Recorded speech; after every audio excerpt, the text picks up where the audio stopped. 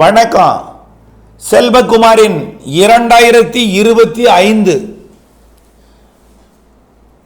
பிறக்க போகிற 2025 புத்தாண்டு, அந்த ஆண்டு ஜனவரி முதல் டிசம்பர் வரை வானிலை அமைப்பு எப்படி இருக்கும், மழை பொழிவுகள் எப்படி இருக்கும், இயற்கை அமைப்பு எப்படி இருக்கும், மழை பொழிவுகள் விவசாயத்திற்கு எப்படியெல்லாம் ஏற்றத்தை இரக்கத்தை நன்மையை தீமையை சாதக பாதகத்தை கொடுக்க போகிறது, எங்கே சாதகம் எங்கே பாதகம், அறிவியல் பூர்வமான அறிவியல் அதாவது மிக நுட்பமான ஆய்வறிக்கையின் மூலமாக நீண்ட காலமாகவே தொடர்ந்து சமர்ப்பித்து வருகிற நிலையில் மேலும் துல்லியம் கூட்டி மெருகேற்றப்பட்ட அறிக்கையாக இதை சமர்ப்பிக்கிறேன்.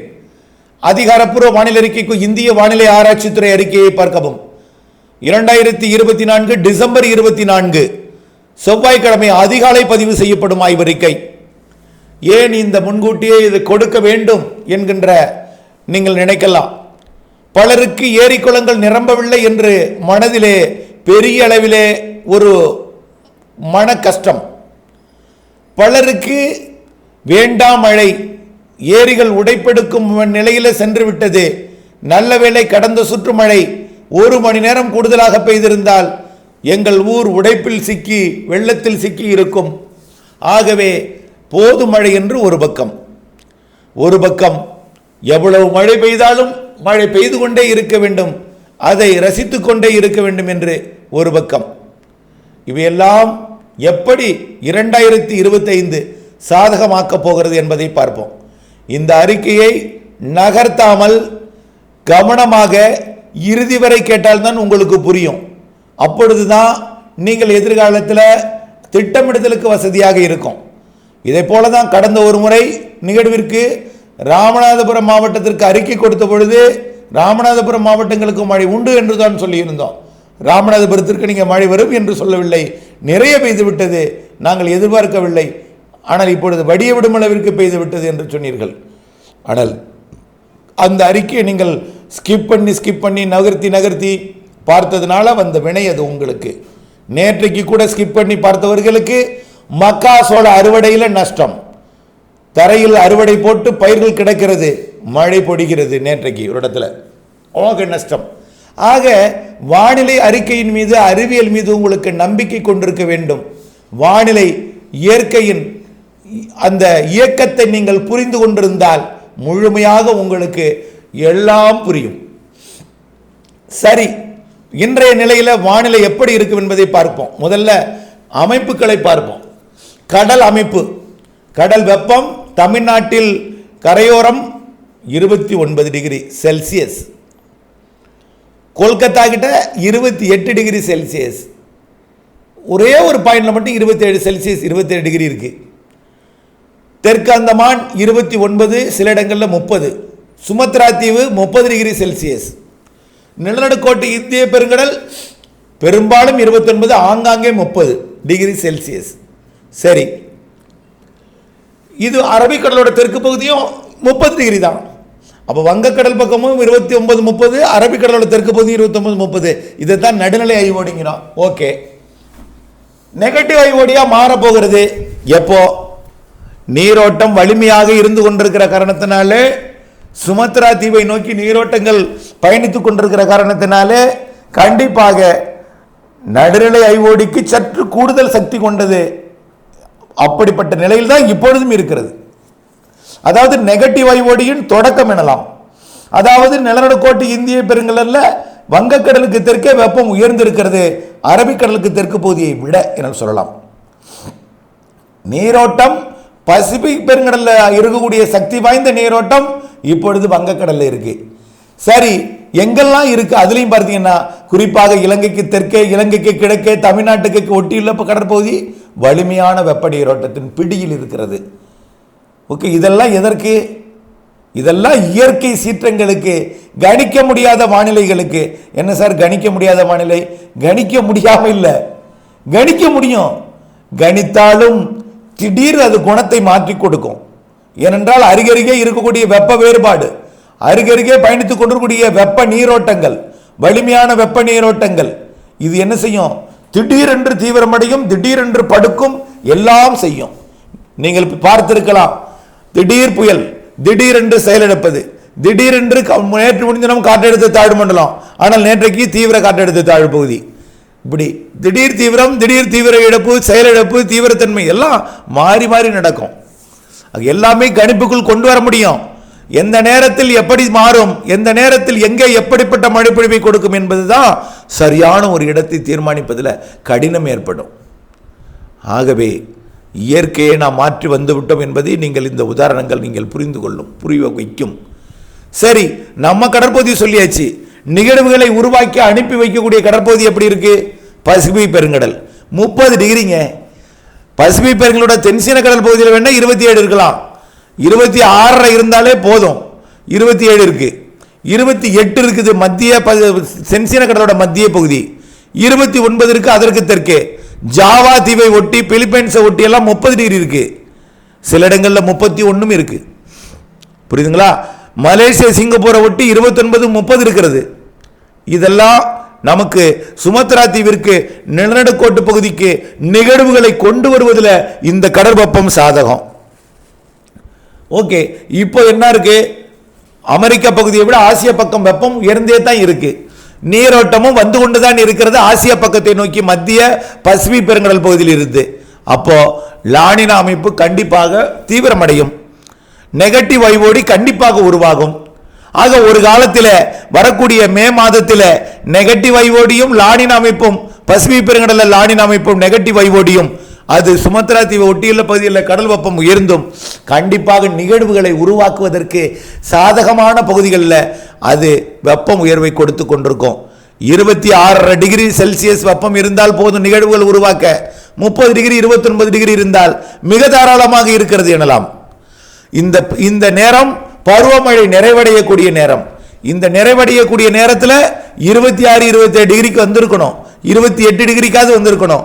29, 30 டிகிரியில் இருந்தால் இன்னும் வலிமையான வெப்ப நீரோட்டங்கள் உயர்த்தி கொண்டும் இருப்பதும், இப்பொழுது மகர நேகையில சூரியனின் குத்துக்கதிர் விழுந்து கொண்டிருக்கக்கூடிய நேரத்தில் கூட இந்த வெப்ப உயர்வு இருக்கின்ற காரணத்தினாலே இந்த ஆண்டு பெரிய அளவிலே குளிர் இல்லை. ஏன்? எல்லாமே வெப்பமான கடற்பகுதியிலிருந்து வரக்கூடிய காற்று வெப்ப காற்றாக இருக்கிறது. குளிர் பெரிதாக இல்லை, நிகழ்வுகள் உருவாக்கி சாதகமாக செய்து கொண்டிருக்கிறது எனலாம். கடையில் வாட்டர் ஹீட்டர் விற்பனை இல்லையா இதில் அப்ளையன்ஸ்ல எல்லாம். ஆகவே அதாவது மழை பொழிவிற்கு தான் சாதகமான ஆண்டாக 2025 இருக்கும். ஆகவே இதை தலைப்பாக எடுத்துக்கொள்ளுங்கள். இந்த நேரத்தில் கடல் வெப்பம் குறைந்திருக்க வேண்டும்.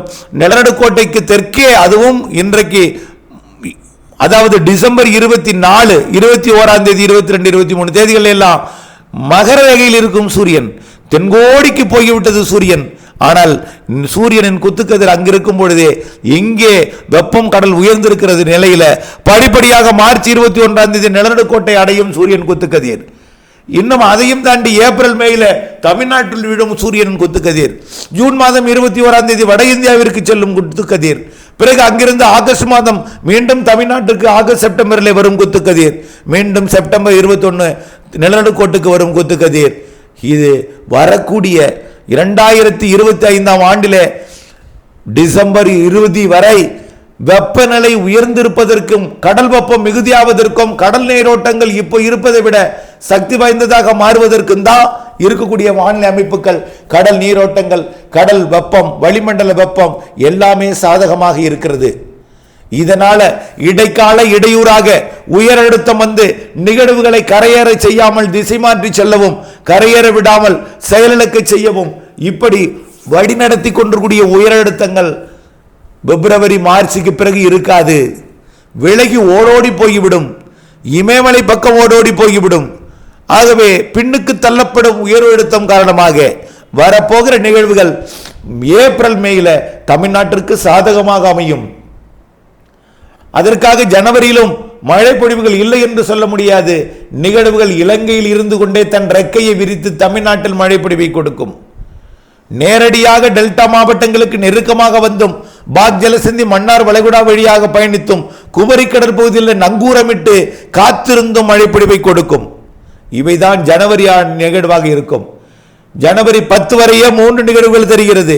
அதற்கு பிறகு இருக்கிறதா இல்லையா, நிறைவடைந்து விட்டதா என்பதை உறுதியிட்டு சொல்ல முடியாத அளவிற்கு குழப்பமான வானிலை பசிபிக் பெருங்கடல் பகுதியில் நிகழ்வுகளை உருவாக்கும் இடத்துல நிலைகிறது.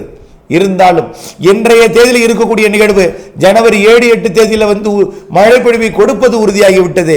இதற்கு அடுத்த நிகழ்வு உருவாவதற்கும் சாதகம் இருக்கிற காரணத்தினாலே பொங்கலில் கூட மழை பொழிவை கொடுக்கலாம்.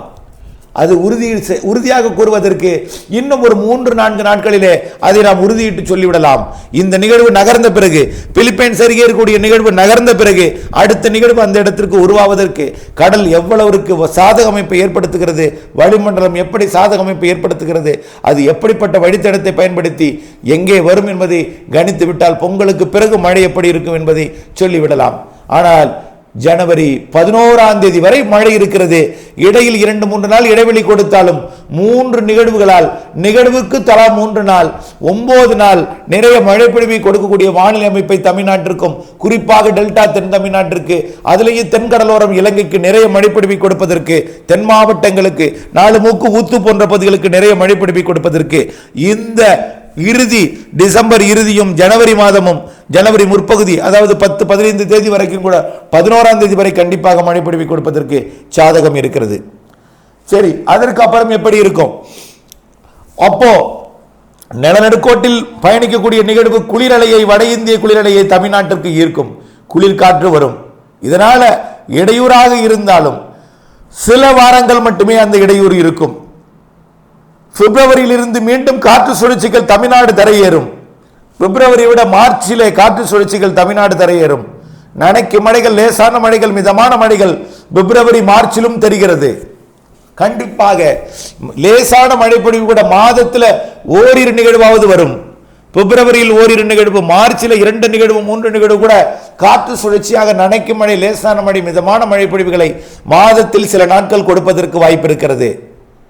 ஏப்ரல் மே, வழக்கமாக ஏப்ரல் மேயில நிகழ்வுகள் உருவாகி ஆந்திர பிரதேசம், ஒடிசா பகுதி, மேற்கு வங்கம், வங்கதேசம் பகுதியை நோக்கி பயணிக்கும். ஆனால் இந்த ஆண்டு நிகழ்வுகளுக்கு தமிழ்நாடு சாதகமாக இருக்கிறது. காரணம், தமிழ்நாட்டு கரையை ஒட்டி இருக்கக்கூடிய, இலங்கை கரையை ஒட்டி குமரிக்கடல் பகுதியில் இருக்கக்கூடிய வலிமையான வெப்ப நீரோட்டம் தொடர்ந்து கடந்த 6 மாதமாக நீடித்துக் கொண்டிருக்கிற காரணத்தினாலே இன்னும் 6 மாதங்களுக்கு மேல் அது நீடிக்கும் என்பது கணிப்பில் முடிவாகவே தெரிகிறது. இதன் காரணமாக கடல் வெப்பம் உயர்ந்து நிகழ்வுகளை வரவேற்கும் பகுதியாக தமிழ்நாட்டு கடற்கரையோரம் இருக்கும் என்பதில் மாற்றம் இல்லை.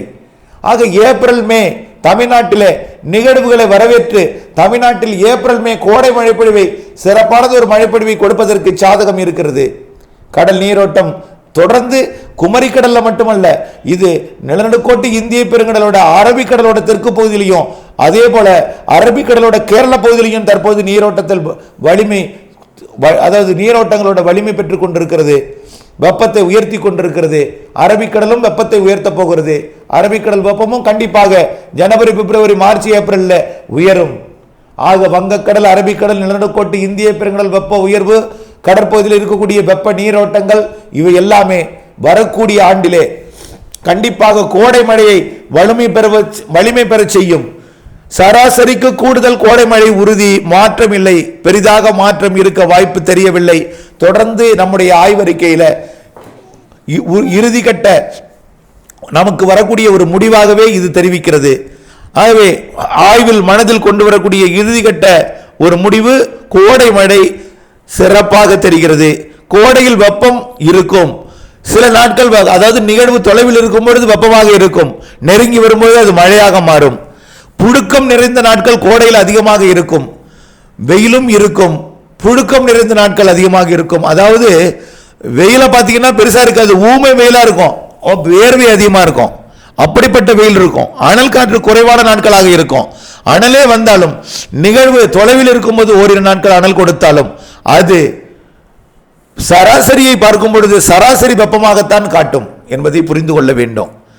ஆகவே இந்த ஆண்டு கோடை மழை சிறப்பு என்கின்ற அதே வேளையில் தென்மேற்கு பருவமழையும் சிறப்பாக இருக்கும். முன்கூட்டியே தொடங்கும் தென்மேற்கு பருவமழை. மே மாதம் 31ஆம் தேதியிலேயே தென்மேற்கு பருவமழை தொடங்கலாம். அரபிக்கடல் நிகழ்வால் தொடங்கக்கூடிய தென்மேற்கு பருவமழை தொடங்கியது முதல் கேரளாவிலே மழை இருந்து கொண்டே இருக்கும். மேலும் ஒரு நிகழ்வு வட இந்திய பகுதிகளில் உருவாக்கி முன்னேற்றி எடுத்துக்கொண்டு போகும். இந்த ஆண்டு தென்மேற்கு பருவமழை வட இந்தியாவிலே அபரிமிதமாக இருக்கும். கேரளாவிலும் கர்நாடகாவிலும் ஆரம்பத்திலேயே அணைகளை நிரப்பும், ஆரம்பத்திலேயே அதிகமாக இருக்கும்.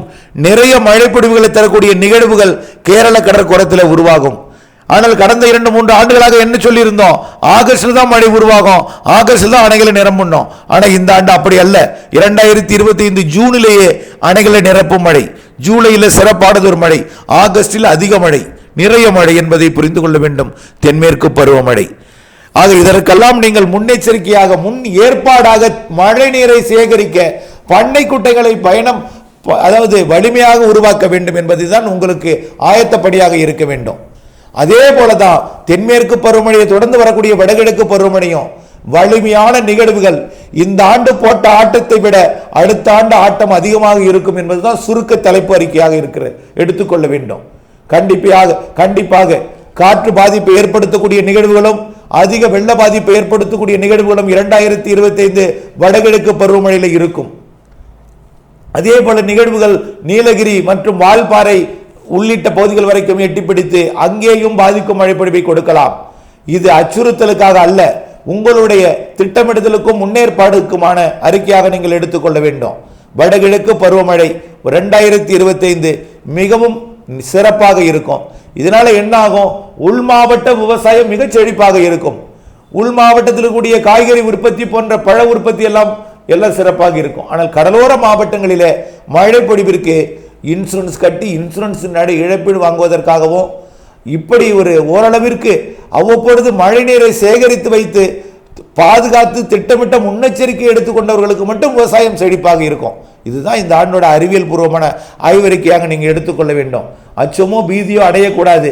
இந்த அறிக்கையை வைத்து நீங்கள் மழைநீர் சேகரிப்பு அமைப்பை ஏற்படுத்திக் கொள்ள வேண்டும். தேவையான பொழுது மழைநீரை பயன்படுத்தி விவசாயம் செய்ய வேண்டும். அதற்காகத்தான் கோடையில் உற்பத்தியை பெருக்க நீங்கள் சாதக இயற்கை அமைப்பை ஏற்படுத்திக் கொள்ள வேண்டும் என்று அன்போடு கேட்டுக்கொள்கிறேன். நன்றி.